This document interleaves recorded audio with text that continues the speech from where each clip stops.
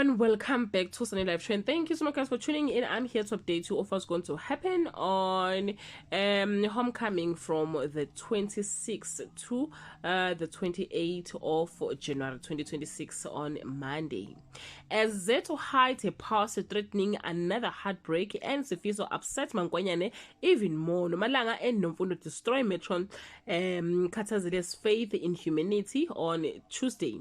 Shobane overhears Zethu's burning secret as Sifiso takes action of Gumede's advice. Metron Katazile takes extreme actions against her thieving staff on Wednesday. Mankwanyana and Sifiso find a silver lining in their marriage while Zethu and Shobane's world shatters into pieces.